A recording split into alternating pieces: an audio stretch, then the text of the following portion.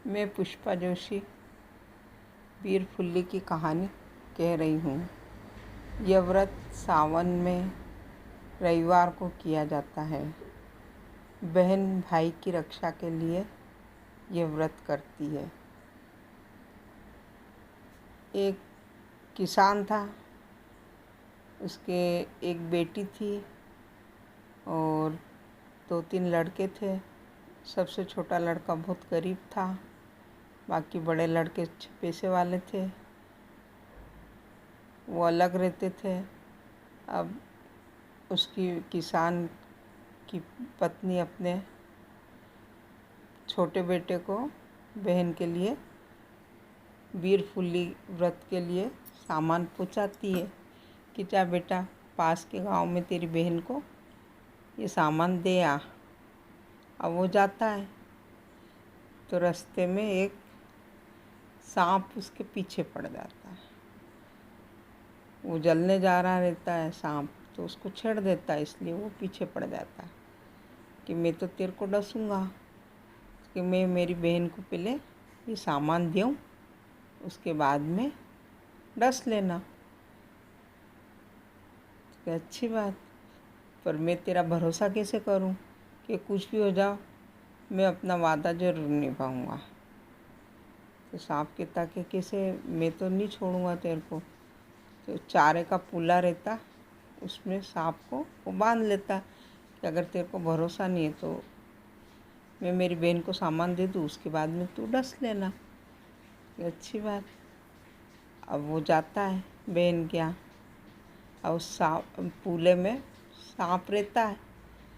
अब बहन कहती मेरा भाई आया, मेरा भाई आया। तो वो काम करती जाती है और कहती जाती मेरे भाई के बेरी दुश्मन जले और उसको सुख दे, मेरे भाई के बेरी दुश्मन जले और मेरे को भाई को सुखी रखे। अब वो ऐसे कहती जाती है और काम करती जाती है। तो हे भगवान से विनती करती जाती है, तो भगवान उसकी प्रार्थना सुन लेते हैं।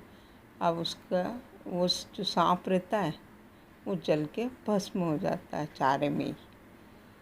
एक भैंस आती है वहाँ, तो भैंस मतलब उस चारे को खाने लगती है। भाई सोचता कि कहीं ये सांप में, उसकी बहन उसको पूरे को हटाने जाती है कि कहीं मेरा भाई सोचता कि मेरी बहन को नहीं डस जाए ये सांप, तो वो खुद ही हटाने लगता।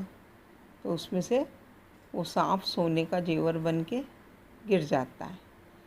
तो कह रहे मेरा भाई तो बहुत अच्छा जेवर लाया, कि हाँ बेना ये तेरे लिए है।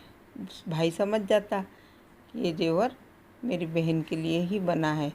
और जो ये कहती जा रही थी कि मेरे भाई का मेरी दुश्मन जले, तो उस कारण आज मेरा दुश्मन जल गया और जेवर के रूप में प्रकट हो गया। तो वो अपनी बहन को वो जेवर दे के घर आ जाता है। अब घर आने के बाद माँ बीवी सब बैठे रहते हैं, उनको बताता है,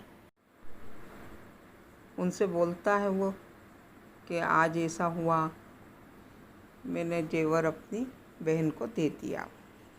तो उसकी पत्नी को बुरा लगता है। पत्नी अपने पति से फिर कहती है कुछ भी हो वो जेवर तो आप वापस लेके आओ। तो पति उसकी बात मान के वापस जेवर लेने के लिए चल देता है। बहन से कहता बहना वो जेवर मेरे को दे दो, तुम्हारी भाभी ने मांगा है। तो जेवर लेके घर आ जाता है। अब जैसे अपनी पत्नी को वो जेवर देता है तो वो तो सांप वापस हो जाता।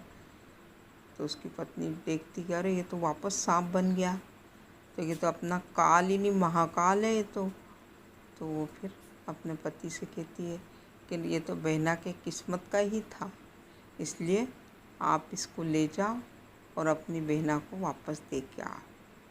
तो फिर वो पति उसका जैसे ही उसके हाथ लगाने लगता है बहन के लिए, तो वो वापस जेवर बन जाता है और अपनी बहन को वो जेवर वापस दे के आता है। तो उस सांप से अपने भाई की रक्षा करी, ऐसी हर एक भाई की रक्षा करे, इस आशा से बहनें वीर फुल्ली का व्रत करती है। धन्यवाद। बेल आइकन को दबाएं और सब्सक्राइब करें।